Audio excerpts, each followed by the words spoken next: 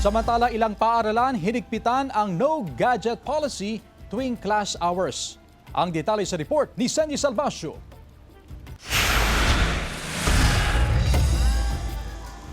Kung tatanungin ang ilang mag-aaral, must have daw ang gadget o cellphone sa paaralan. Pero para sa grade 7 student ng Mangalda National High School na si Faye, dapat may limitasyon ang paggamit ng gadget tuwing oras ng klase.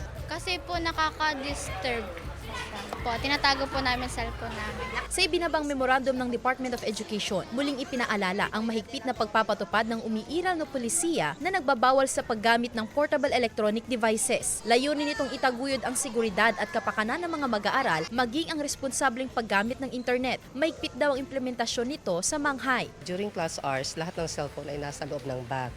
Naka-silent mode po yun.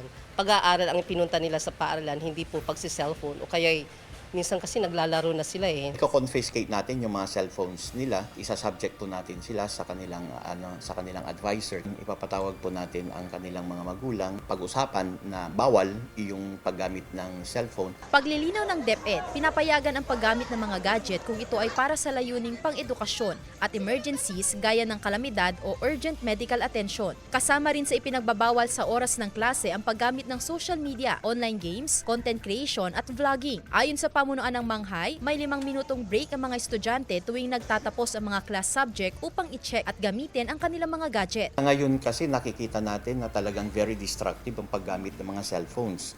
Lalong-lalo na at napapanood nila yung mga bagay-bagay na hindi dapat nilang mapanood. Kasama si Henry Duminsil, Sandy Salvacio, One North, Central Luzon.